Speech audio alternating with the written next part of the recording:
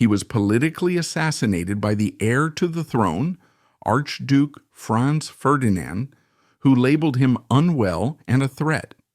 He was fired by his own emperor at the absolute peak of his power, exiled from command just weeks after achieving the impossible. He was the man the Habsburg dynasty itself tried to bury in obscurity, and yet this was the same man who engineered the Battle of Caporetto, the single greatest victory of the empire's entire war.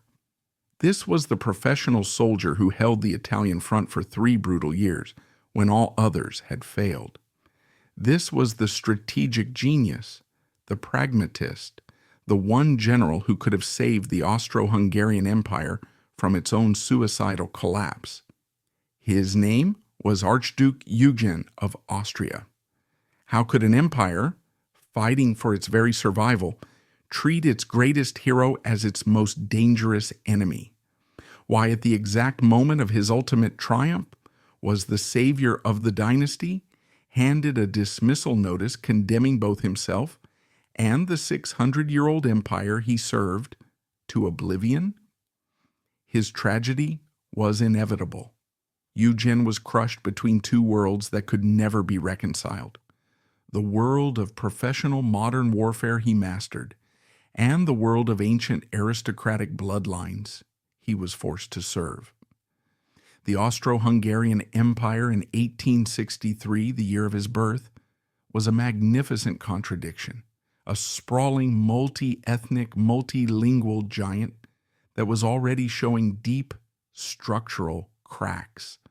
On the surface, it was the Vienna of Strauss waltzes, of glittering opera houses, of legendary coffee shop debates, where men like Freud, Klimt, Mahler, and Trotsky were all breathing the same intellectual air. But underneath that glittering veneer, it was a political tinderbox. The very foundation of this dual monarchy was a desperate, panicked compromise. In 1866, the old Austrian Empire had been utterly humiliated in a war with Prussia. In just 7 weeks, the Prussians, with their modern rifles, railroads, and brilliant general staff, had crushed the antiquated Austrian army. That defeat changed everything. It proved that the old way was dead. To save his empire from collapsing entirely, Emperor Franz Joseph was forced to make a deal. This deal was the Ausgleich of 1867, the compromise. It was essentially a shotgun marriage. The emperor agreed to split his empire in 2. On one side, you had the Austrian half, officially called the kingdoms and lands represented in the Imperial Council. On the other, you had the Hungarian half, the lands of the crown of St. Stephen. They would share a monarch, Franz Joseph, who was now both Emperor of Austria and King of Hungary. They would also share 3 common ministries: war, finance, and foreign affairs. In every other way, they were 2 separate and often spitefully rivalrous countries. This Ausgleich was a deal made by the German-speaking elites in Vienna and the Hungarian Magyar aristocracy in Budapest, and its entire purpose was to allow those 2 groups to dominate everyone else. Because this empire wasn't a nation, it was a collection, a prison of nations, as its critics called it. It was home to Germans, Hungarians, Czechs, Poles, Ukrainians, Slovaks, Slovenes, Croats, Serbs, Romanians, and Italians, all with their own languages, their own histories, and their own soaring nationalist ambitions. The Czechs in Bohemia and Moravia, the industrial heartland of the empire, were educated, prosperous, and deeply resented being treated as second-class citizens by Vienna. The Poles in Galicia, in the northeast, had a degree of autonomy, but they dreamed of the day they could reunite with their brothers in the German and Russian empires to resurrect a free Poland. The Croats in the south were furious that the Ausgleich had shoved them under the thumb of the Hungarians in Budapest, who were actively trying to Magyarize them and stamp out their culture. And then there was the most dangerous problem: the Serbs in Bosnia and the Romanians in Transylvania. They looked across the border to their mother countries, the independent kingdoms of Serbia and Romania, who were actively funding nationalist and, in some cases, terrorist groups inside the empire, trying to redeem their ethnic brothers. This wasn't a state, it was a pressure cooker, and the lid was rattling. At the very, very center of this spider's web was the House of Habsburg, and the Habsburgs, more than any other royal family in Europe, were defined by rules, ancient, suffocating rules. The court in Vienna, the Hofburg Palace, was still run on a 300-year-old model of Spanish court etiquette.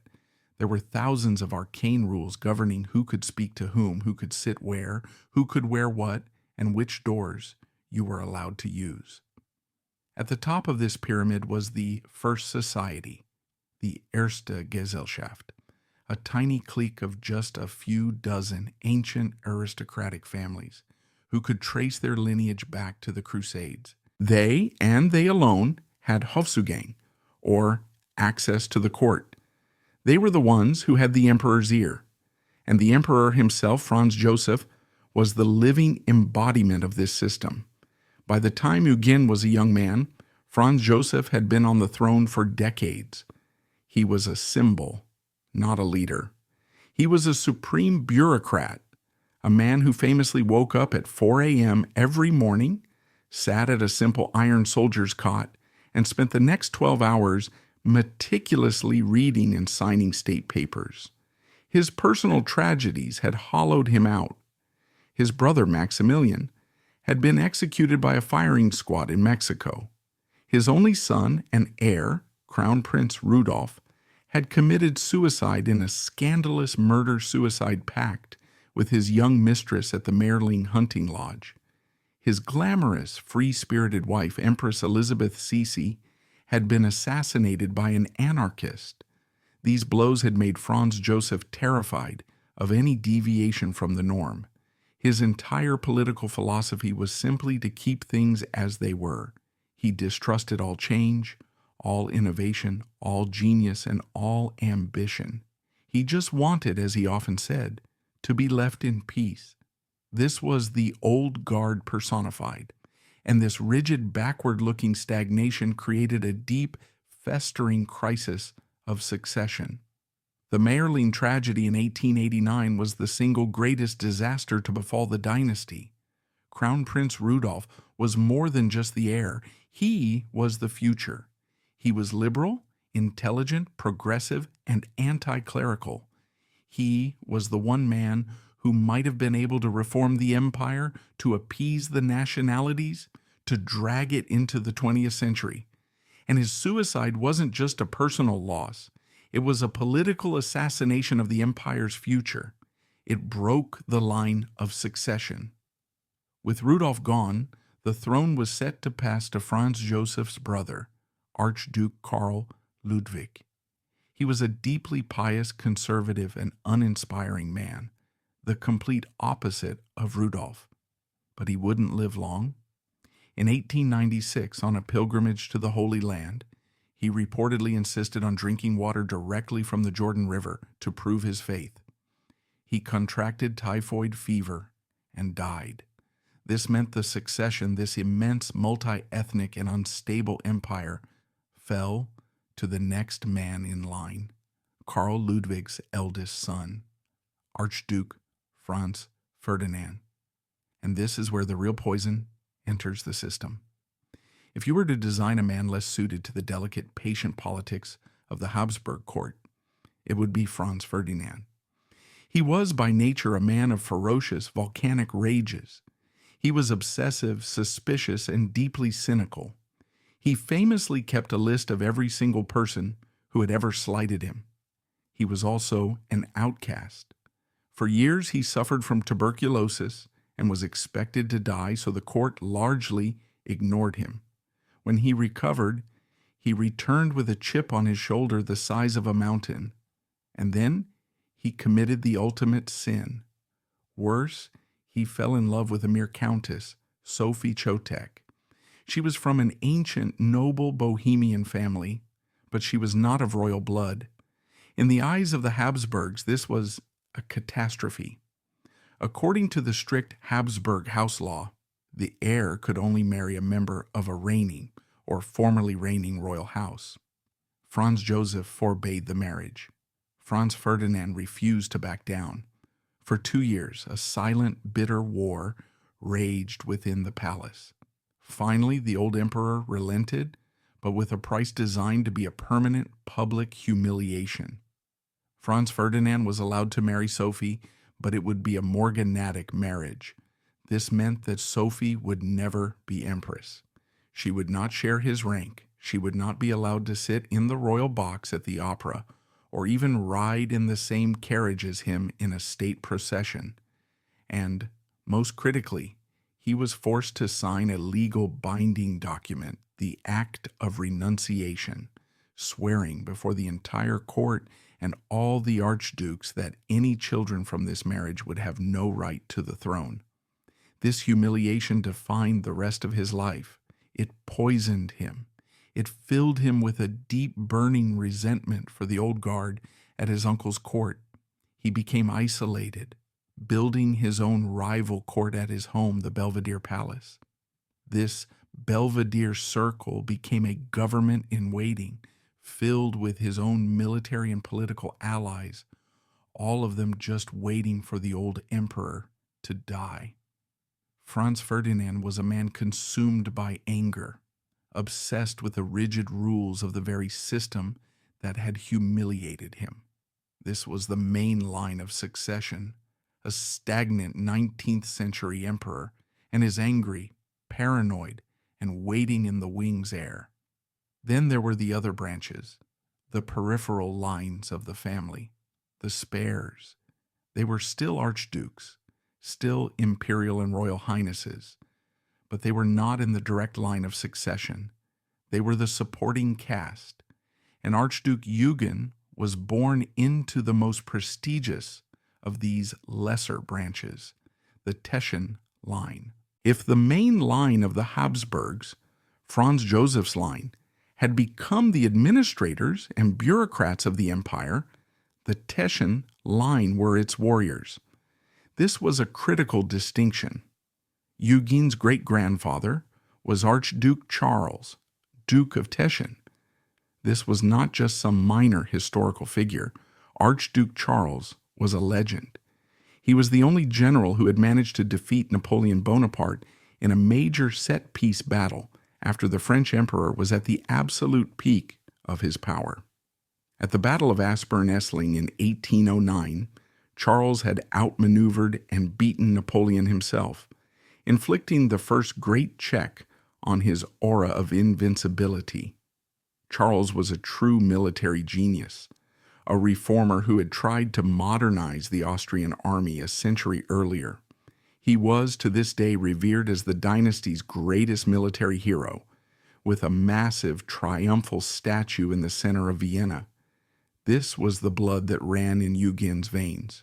His father, Archduke Karl Ferdinand, was also a respected military man. His older brother, Archduke Friedrich, would one day become the nominal supreme commander of the entire army. The Teshan line was the military branch. They were expected to be soldiers. This created the central tension of Eugen's life. He possessed the blood and the talent of the dynasty's greatest hero, Archduke Charles. But he did not possess the rank of the main line, represented by the bitter and suspicious Franz Ferdinand.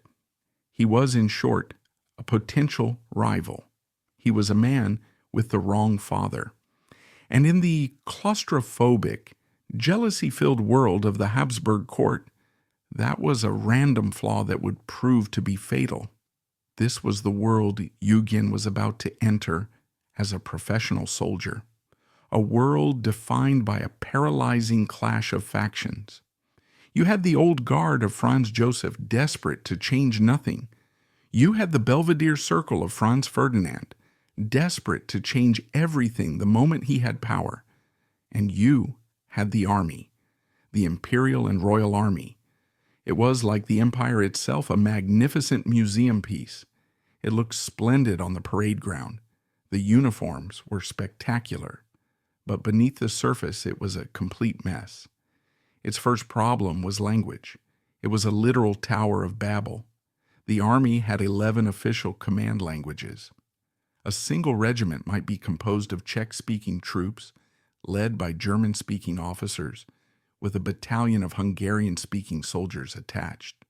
Official orders had to be given in German, but regimental languages were used for day-to-day business. How do you shout complex commands in the heat of battle when your men literally cannot understand you? Its second problem was technology and funding. The army was flat broke. Every single year, the Hungarian parliament, as part of its endless, spiteful political war against Vienna, would block the imperial defense budget. They refused to approve money for new artillery. They refused to approve money for machine guns. While Germany, France, and Russia were building massive modern industrial war machines, the Austro-Hungarian army was still training for the wars of the 1870s. Its high command was filled with aristocratic parade generals who were obsessed with cavalry charges, colorful uniforms, and the glory of the bayonet. And its final problem was loyalty.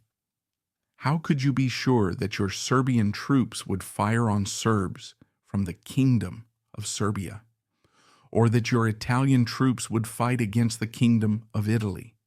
The army was held together by a single fragile thread: personal loyalty to the emperor. And in 1914, that thread was about to snap. This was the system: stagnant, proud, ethnically fractured, politically poisoned, and rotting from the inside. It was an empire clinging to the 19th century, while the 20th century was building the guns that would kill it. It desperately needed change. It needed a modernizer. It needed a pragmatist. It needed someone who understood logistics, not just parades. It needed a man who could see the future and wasn't afraid of it. It needed Archduke Eugen, and the system would do everything in its power to stop him. From the very beginning, it was clear that Archduke Eugen was not going to be a typical Habsburg prince. While other young archdukes in the Hofburg Palace were being groomed for purely ceremonial duties, mastering the complex waltz, learning the bafflingly intricate court etiquette, and preparing for a life of cutting ribbons and attending parades, Eugen was pointed in a completely different direction. He was a product of the Teshan line, the warrior branch, and his education would reflect that. It was strict, it was demanding, and it was almost entirely military. It was, in a word, Spartan. He wasn't just handed an honorary commission as a colonel in a fancy guards regiment, as was so common for princes of the blood. He was expected to work. He was expected to learn the trade of war from the ground up, just as his legendary great-grandfather, Archduke Charles, had done. In 1877, at the tender age of 14, he was commissioned as a lieutenant, a second lieutenant, in the Tyrolean Kaiserjäger Regiment, the Emperor's Hunters. This was no accident. The Kaiserjäger were tough, elite mountain troops, recruited from the fiercely loyal and rugged people of his family's heartland, the Tyrol. He wasn't just a prince, he was their prince. And he took to it with a ferocious, quiet intensity.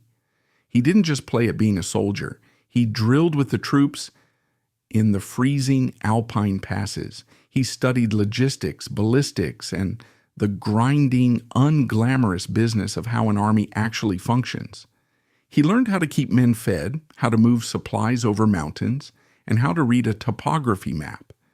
He went to the Teresian Military Academy, the empire's West Point, and he graduated as a fully fledged general staff officer. This set him completely apart.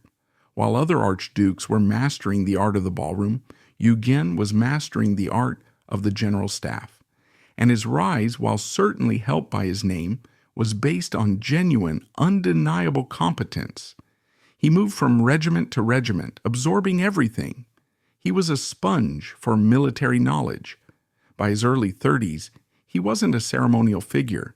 He was a real practicing general, commanding divisions and army corps in Innsbruck, in Vienna, and in the critical military district of Tyrol. His personality was the complete opposite of the old guard in Vienna. He wasn't a backslapping politician. He was known for being reserved, almost cool in his demeanor. He was demanding, he was efficient, and he was, above all, a pragmatist.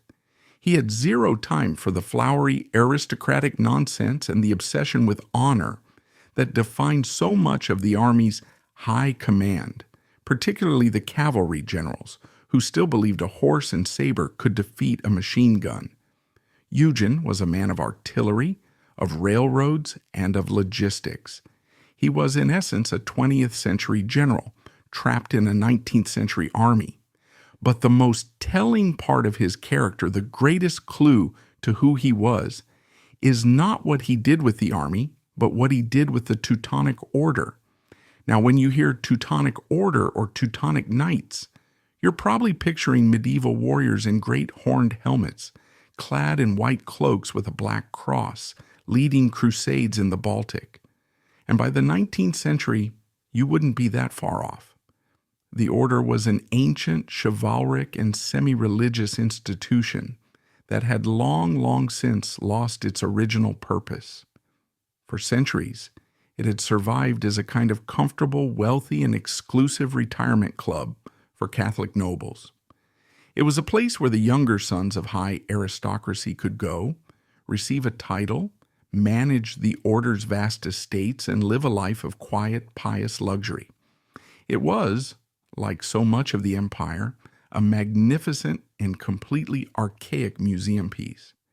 In 1894, Archduke Eugen, as a member of the Habsburg family, was named the Hoch- und Deutschmeister, the Grand Master of the Teutonic Order. For any other archduke, this would have been a purely ceremonial role, a fancy new title, a spectacular new uniform to wear at court balls, and the pleasant duty of overseeing a few ancient rituals. For Eugen, it was a project.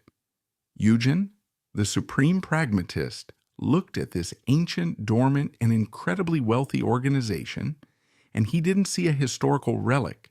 He saw potential. He saw a massive, untapped resource.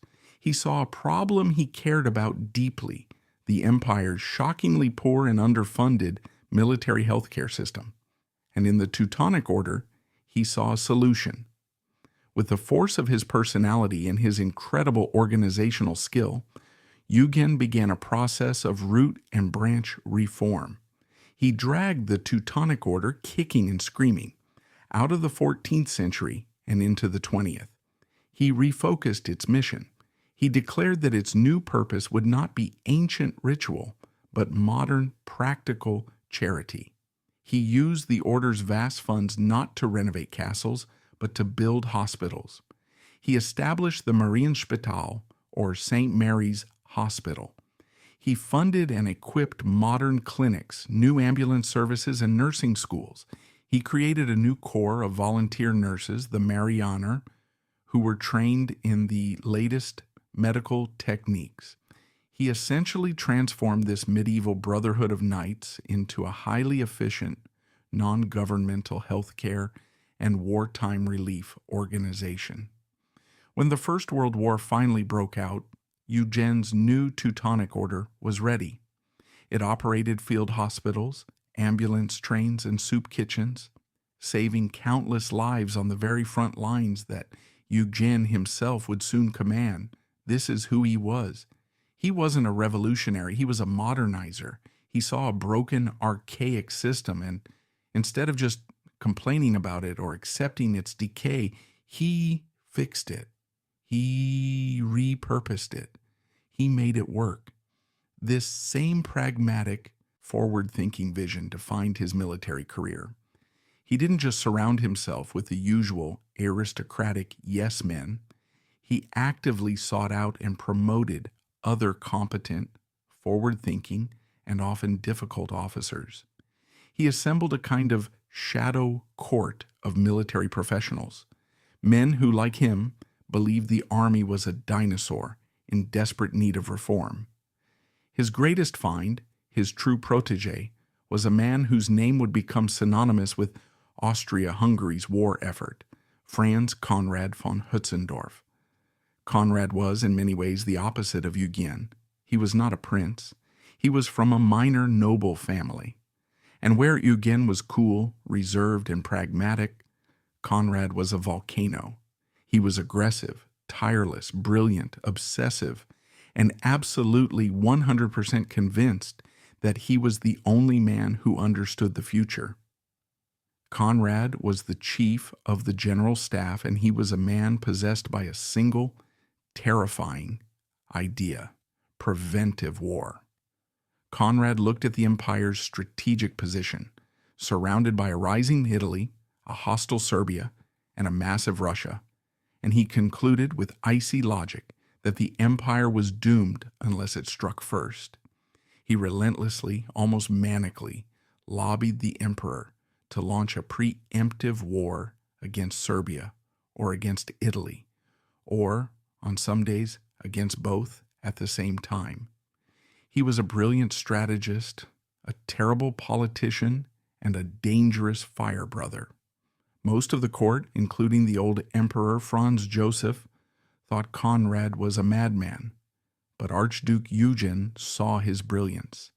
He didn't necessarily agree with Conrad's obsession with preventive war, but he recognized that Conrad was the only senior general who was seriously thinking about modern warfare. Conrad was the only one who understood the need for more artillery, for faster mobilization, for better railroads, for a modern army. Eugen became Conrad's most powerful and important protector. He used his royal status and his quiet, steely influence at court to shield Conrad from his enemies, to keep him in his job, and to push his military reforms. This created a powerful modernizing war party within the army. Eugen, the royal patron, and Conrad, the brilliant, difficult chief of staff. This, of course, was a direct challenge to the other major power at court. It put Eugen and his circle in a head-on collision course with the foil to his story, Archduke Franz Ferdinand. The heir to the throne despised Eugen. The jealousy was palpable, and it was political, professional, and personal. First, there was the professional rivalry. Franz Ferdinand saw himself as the future of the armed forces. He had created his own military chancellery at the Belvedere Palace, effectively running a shadow government. He had his own set of protégés, his own plans for reform. He saw Eugen, this other very competent and very popular archduke, as a direct rival, a competing center of power within the army he considered his domain. Second, there was the political rivalry. Franz Ferdinand hated Conrad von Hötzendorf. He saw Conrad's constant saber-rattling against Italy as insane. Franz Ferdinand's grand strategic vision was to avoid conflict with Italy and instead focus on crushing Serbia. He saw Conrad's obsession as a threat to his own foreign policy, and by extension he saw Eugen, Conrad's great protector, as an enemy. And finally, there was the deep, petty, personal envy. Eugen was everything Franz Ferdinand wasn't. He was handsome, respected, and professionally successful. He was the grand master of the powerful and wealthy Teutonic order. He was popular with the troops and respected by the German allies. Franz Ferdinand, on the other hand, was the man who'd been humiliated by his own family over his marriage, a man who was famously ill-tempered and who saw conspiracies and insults everywhere he looked. The feud between the two archdukes became the central, poisoning dynamic of the empire's high command. Franz Ferdinand used his position as heir and his influence with the old emperor to constantly undermine Eugen and Conrad. He looked for any opportunity to tear them down. In 1911, Franz Ferdinand made his move. He convinced his aging, malleable uncle, Emperor Franz Joseph, that Archduke Eugen was unwell, that his health was failing, that the strain of his military command and his duties with the Teutonic Order were simply too much for him. It was a complete fabrication, a piece of purely political maneuvering. And it worked. It was a political assassination. Eugen, the dynasty's most competent soldier, was put on the shelf. He was a victim of royal envy. He was forced to retreat, to focus on his less threatening work with the Teutonic Order. He was sidelined, forced to watch as the empire he loved, now firmly in the grip of Franz Ferdinand's faction and the Old Guard, drifted closer and closer to the iceberg. For 3 years, Eugen was a man in the wilderness, a general without an army. And then, on June 28, 1914, a 19-year-old Bosnian Serb nationalist named Gavrilo Princip fired 2 shots in the city of Sarajevo. The first shot killed Sophie, Franz Ferdinand's wife. The second shot killed the Archduke himself. Eugen's great rival was dead. The war party in Vienna, led by the now unleashed Konrad von Hötzendorf, finally got its wish. The empire, led by men Eugen knew were incompetent, declared war on Serbia. Russia mobilized.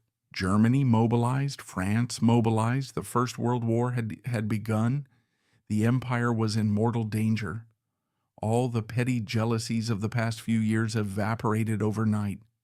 The old Emperor Franz Joseph, now 84 years old and facing the final crisis of his reign, swallowed his pride and made the call. The unwell Archduke Eugen was miraculously cured. He was immediately recalled to active duty. He wasn't just given a corps. He wasn't just given an army. He was given command of the entire Balkan front, the Balkan Streitkräfte. The fixer was back. But now he had to save an empire that was already on fire. The war for Austria-Hungary started as an unmitigated, humiliating catastrophe. It was worse than anyone could have imagined. The man in charge of the initial invasion of Serbia was a general named Oskar Potiorek. Potiorek was a classic example of the old guard, an administrator, a court politician, and, as it turned in, a disastrously incompetent field commander. He was also the governor of Bosnia, and in a grim twist of fate, the man who had been in the car with Franz Ferdinand, responsible for his safety. Consumed by guilt and a desperate need to avenge his slain Archduke, Potiorek launched a series of bungled, disastrous, and badly supplied invasions of Serbia. The tiny, battle-hardened Serbian army, in a stunning display of courage and tactical skill, humiliated the mighty Habsburg forces. At the battles of Ker and Kolubara, they didn't just stop the invasions, they shattered the Austrian armies, inflicting massive casualties and throwing them back across the border in a panicked rout. It was a bloody, embarrassing, and shocking failure. The empire looked like a paper tiger. In December 1914, with the Balkan front in total chaos and the army on the verge of disintegration, the call went to Eugen. He was given full command of the 5th and 6th armies, the entire Balkan theater. He arrived to find a scene from a nightmare. The troops were demoralized, freezing, starving, and riddled with disease. The supply lines were a complete mess. The command structure had collapsed. Eugen's effect was immediate. He was not a miracle worker. He was a professional. His first act was one of ruthless pragmatism.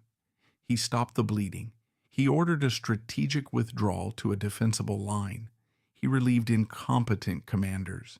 He restored order. He was a whirlwind of organizational energy. He was not a frontline general, giving fiery speeches on a white horse. He was a headquarters general, and his headquarters worked. He ensured the men got fed. He ensured the ammunition arrived. He reorganized the shattered divisions. He transformed the Balkan front from a panicked rout into a stable, dug-in, defensive line. He was, in short, a fixer, but his true test, the test that would define his legacy, was about to begin. In May 1915, Italy, the empire's own ally in the Triple Alliance, saw its opportunity. In a move of pure opportunism, Italy betrayed its alliance, declared war on Austria-Hungary, and opened up a brand new, terrifying front. This was the Southwestern Front, and it was a military nightmare. It stretched for hundreds of miles from the towering, frozen, 12,000-foot peaks of the Alps in Eugen's native South Tyrol, down to the arid, rocky, and sun-baked karst plateau of the Isonzo River near the Adriatic Sea. This was a war fought vertically. It was a war of alpinists, of men tunneling through glaciers, of artillery being hauled by hand up sheer cliff faces. And on the Isonzo, it was a war of rock. The terrain was a waterless, treeless landscape of limestone, where every shell explosion shattered the rock into thousands of razor-sharp splinters, and where digging a trench meant blasting solid stone with dynamite. Eugen was named the overall commander of this entire southwestern front. For the next 2.5 years, this front was his entire world. The Italian chief of staff, General Luigi Cadorna, was a firm believer in the brute force offensive. He believed he could win the war by simply throwing more and more men at the Austrian lines until they broke.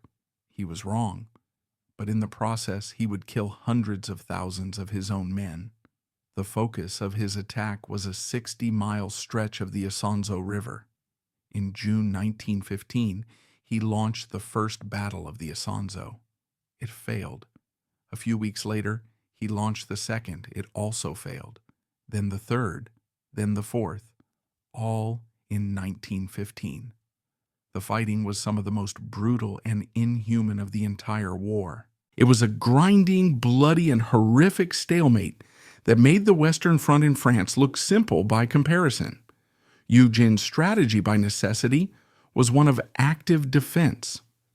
He had to hold this massive front with fewer troops, fewer guns, and a fraction of the resources the Allies were pouring into Italy. He had to be smarter. He and his staff became masters of defensive warfare, of building interlocking fields of machine gun fire, of digging positions deep into the mountains, and of launching sharp, spoiling counterattacks to keep the Italians off balance. For a year, he held the line against impossible odds. But Eugen was not just a defensive general. In 1916, he and his old ally, Conrad von Hötzendorf, planned their own massive offensive. The plan was audacious. Instead of attacking on the Isonzo, they would strike from Eugen's northern sector, the mountains of South Tyrol, near the town of Asiago. The plan was to punch through the Italian lines in the mountains and then sweep down into the Venetian plain, cutting off the entire Italian army that was massed on the Isonzo. It would be a knockout blow.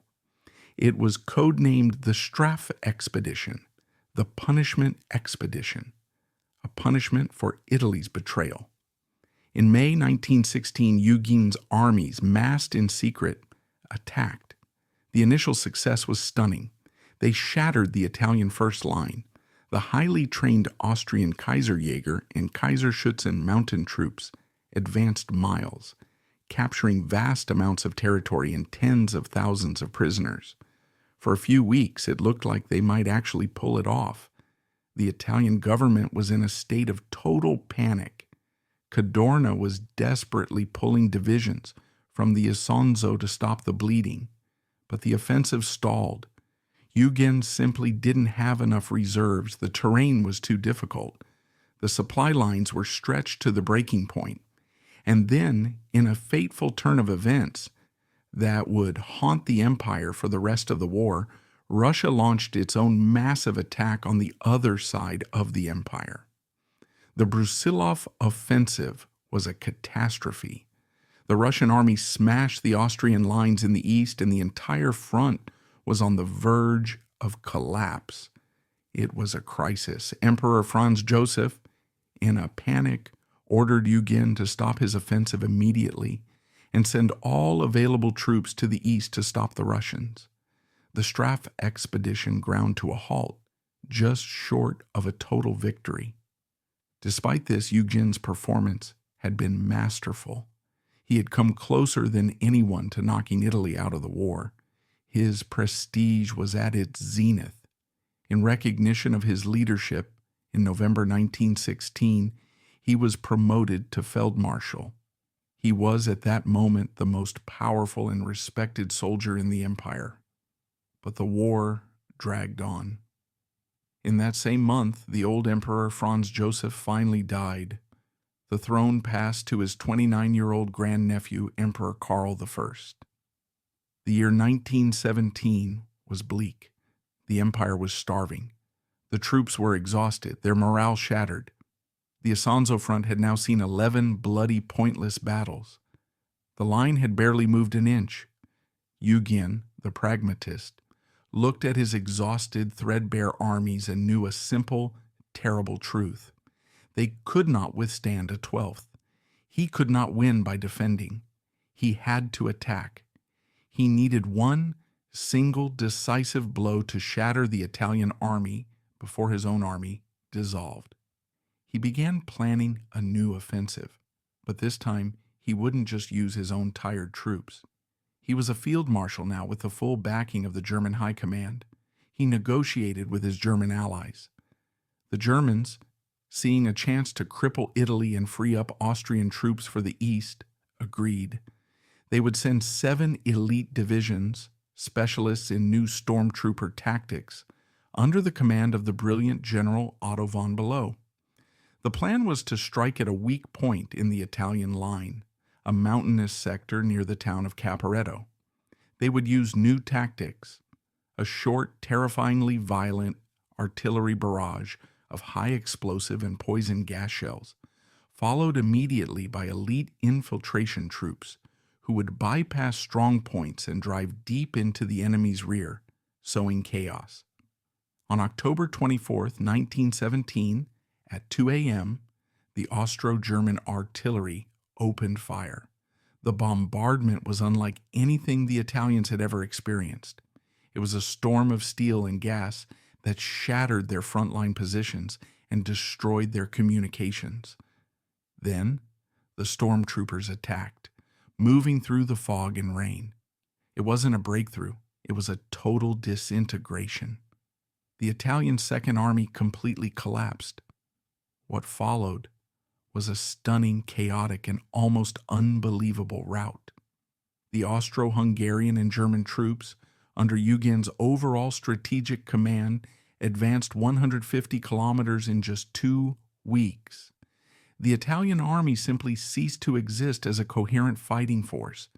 They only stopped at the Piave River, just short of Venice, because their own supply lines couldn't possibly keep up with the advance. The Battle of Caporetto was the single most devastating victory on any Allied front in the entire war. It was a military masterpiece. The Italian army was broken, suffering over 300,000 casualties, and losing another 300,000 as prisoners or deserters. The Italian government in Rome fell. The British and French were in a state of shock, forced to rush divisions from the Western Front to Italy to prevent its total collapse. Archduke Eugen, the country archduke, the man fired for health reasons just a few years earlier, had done the impossible. He had for a moment saved the empire. He was, without question, the greatest military hero of the war. And what is the reward for saving an empire? A dismissal notice. This is the moment. This is the pivot point on which the history of an empire turns. It is the core of the tragedy, the central, maddening, and almost unbelievable paradox of Archduke Eugen's life. It's the winter of 1917. The Austro-Hungarian Empire, which just months before had been on the verge of starvation, collapse, and mutiny, is suddenly, miraculously victorious. The triumph of Caporetto is more than just a battle. It's a shot of adrenaline into the heart of a dying man. For the first time in the war, bells are ringing in Vienna not for a funeral, but for a victory. The newspapers, for the first time in years, have good news to print. And the man they are celebrating, the name on everyone's lips, from the starving citizens in the cities to the Germans in the high command, is Field Marshal Archduke Eugen. He is the Sieger, the victor. He has done what no one thought possible. He has for one shining, brilliant moment saved the empire. He could conquer the entire Italian army. He could manage a front of 1,000,000 men across the most difficult terrain in the world. He could coordinate a complex multinational offensive with his German allies and win a victory that would be studied in military academies for 100 years. He could do all of this, but he could not defeat the whispers in the hallways of the Schönbrunn Palace. He could not conquer the deep structural and fatal flaw of the empire itself. And he could not ultimately survive the political insecurity of one 29-year-old emperor. To understand why, you have to understand the man who had been on the throne for just over a year. Emperor Karl I. Karl was, in almost every conceivable way, the opposite of the men who had come before him. He was not the rigid, immovable 19th century institution that was his great-uncle Franz Joseph. He was not the angry, obsessive, and resentful heir, Franz Ferdinand, who had died in Sarajevo. Karl was a good man. By all accounts, he was gentle, kind, and deeply, profoundly devout in his Catholic faith. He was a loving husband to his ambitious and intelligent wife, Empress Zita of Bourbon-Parma. He was a doting father. He was the first Habsburg emperor in generations who was genuinely, uncomplicatedly, a decent human being. He was also the first Habsburg emperor to have actually served on the front lines as a junior officer, and the experience had horrified him. He had seen the mud, the blood, and the senseless industrial slaughter. He didn't see glory.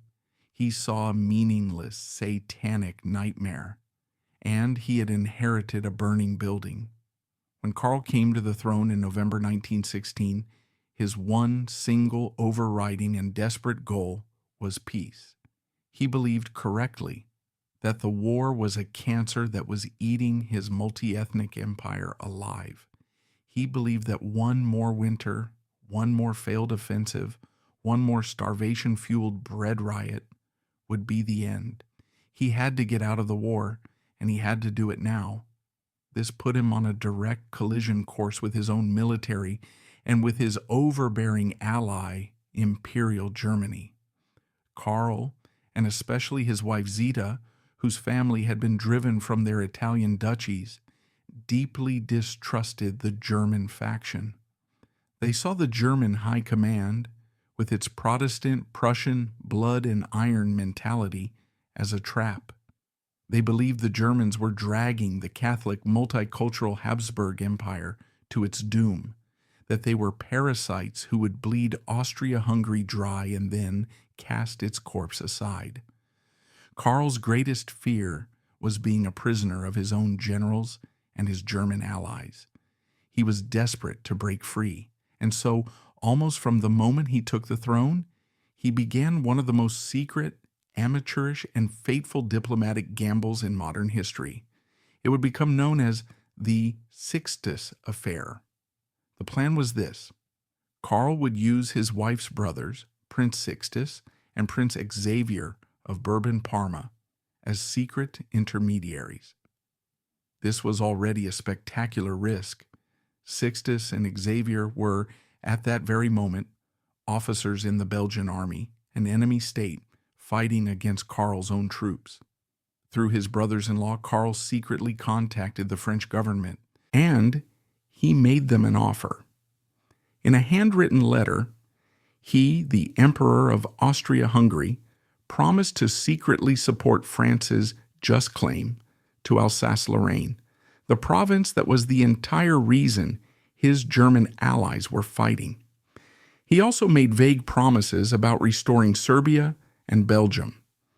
This was, to put it mildly, treason. It was a complete betrayal of his only significant ally, Germany. It was a desperate, naive, and incredibly dangerous high-wire act. And he was doing it all in total secrecy, behind the backs of his own government, his own foreign minister, and most importantly, his own military high command. Now put yourself in Karl's shoes. It's the autumn of 1917. You are in the middle of these incredibly delicate, high-stakes, and treasonous peace negotiations. You are trying to convince the French that you are the peace emperor, that you are the man who can break with Germany and end the war. And what happens? Your most famous general, Archduke Eugen, teams up with a crack German army and wins the single most spectacular, crushing, and pro-German victory of the entire war. Caporetto was a disaster for Karl's secret plans. It didn't just win a battle, it strengthened the very war party that Karl was trying to undermine. It made the Germans more powerful and more arrogant. It made men like Konrad von Hötzendorf and the German-speaking generals look like they had been right all along. It made peace harder, not easier, because now the military and the German high command had a taste of total victory. And at the center of this victory was Archduke Eugen. Karl didn't see a loyal general who had saved the empire. He saw a threat. He saw the living, breathing symbol of the very German faction he despised. He saw a general who was now more popular than he, the emperor, was. He saw a military hero who was being praised by the German Kaiser himself, a man who was treated as an equal by Hindenburg and Ludendorff. He saw a rival. This professional jealousy was fanned by Karl's wife, Empress Zita. She was fiercely intelligent, politically ambitious, and deeply distrustful of the old guard from Franz Joseph's court. She and Karl were a young couple, and they wanted their own people in charge. They systematically began cleaning house, removing all the powerful, experienced figures they had inherited. They fired the long-serving foreign minister. They fired the old emperor's chief of staff, and they fired Konrad von Hötzendorf as chief of the general staff, replacing him with a man they trusted, General Arthur Ars von Strausenberg. But Eugen remained. He was a field marshal. He was a war hero. He was, in a sense, untouchable, and he was, crucially, from a rival branch of the Habsburg family. This was the final unchangeable sin. Karl was the main line. Eugen was the Teshan line. In the desperate, paranoid, and claustrophobic final days of the dynasty, this ancient, petty distinction mattered more than competence. It mattered more than victory. In Karl's insecure and overwhelmed mind, Eugen was a danger. He was a strong man who might one day stand in the way of his peace plans. He was a popular hero who could perhaps become a focal point for a military-led pro-German faction that might even try to replace him. And so the decision was made. In January 1918, just weeks after the guns had fallen silent at Caporetto, while the empire was still digesting its greatest triumph, the hammer fell. It wasn't a dramatic confrontation in a map room. There was no shouting match. This was the Habsburg court. It was a quiet, cold, and formal political execution. Field Marshal Archduke Eugen of Austria was honorably relieved of his command of the southwestern front. The official reason given to the public? The exact same insulting and transparent lie that Franz Ferdinand had used to sideline him back in 1911. Health reasons. Everyone knew it was a lie. The army knew it. The Germans knew it. The politicians in Vienna knew it. The empire's most capable leader, the hero of Caporetto, was dismissed at the precise moment of his greatest victory. He was sent home. He was told, in effect, "Thank you for saving us. You're fired." The leadership vacuum he left was immediately filled by men who were, above all, 100% loyal to Karl personally. The Southwestern Front, that massive, complex war machine that Eugen had commanded as a single entity, was broken up into smaller, less powerful commands. The empire, in a fit of insecurity and paranoid jealousy, had just cut off its own sword arm. It had chosen the perceived loyalty of the main bloodline over the proven competence of a man who was winning its wars. It was a decision from which it would never recover. This brings us to Eugen's own fatal flaw. It was not arrogance. It was not incompetence. Archduke Eugen's fatal flaw was his loyalty. Think about his position in that moment. He wasn't just some disgruntled general. He was a field marshal. He was a Habsburg archduke. He was the most celebrated military hero in the empire. The army was loyal to him. The German high command, his allies, respected him and were deeply suspicious of the young emperor. He could have resisted. He could have refused the order. He could have written a public letter protesting this insane decision. He could have gone to the German Kaiser and told him, "Your Imperial Majesty, our emperor is a fool who is trying to betray you and destroy our armies. He is removing his only competent commanders. You must intervene." He could have, in short, created a political crisis. He could have staged a coup. The troops, weary of war but loyal to the general who won, might very well have backed him. But he didn't. He did nothing. He accepted his dismissal with quiet, stoic dignity. He packed his bags, saluted his emperor, and went into retirement. Why? Because he was a Habsburg. He was a soldier of the old school. He was a monarchist to his very core. He had sworn a sacred personal oath, the Eid, not to a flag, not to a constitution, but to the person of the emperor. In his mind, the emperor was the state. The unity of the dynasty and the absolute unquestioned authority of the monarch was the only thing holding the fragile multi-ethnic empire together. To raise his hand against the emperor, to question his command, would be to break that sacred oath. It would be treason. It would be, in his mind, the very act that would cause the collapse he was trying to prevent. He was faced with an impossible choice: save his job and his army, or save the sacred principle of the monarchy. He chose the monarchy. His absolute, unshakable loyalty, the very quality that had made him the perfect Habsburg soldier, was the personal flaw that prevented him from saving the empire from its own monarch. He was too loyal to fight back. And so, he let it happen. The consequences of this decision, of Karl's folly and Eugen's loyalty, were immediate and catastrophic. The leadership vacuum he left was one part of the problem. The other was that Karl's secret, amateurish peace plan was about to blow up in his face. In April 1918, just a few months after Eugen's dismissal, the Sixtus affair exploded into the public sphere. The French Prime Minister, Georges Clemenceau, furious at Karl for waffling and trying to back out of his promises, did the unthinkable. He publicly published Karl's secret handwritten letters. The scandal was world-ending. In his own empire, Karl was exposed as a leader who had lied to his people. But in Germany, he was exposed as a traitor. Here was the proof.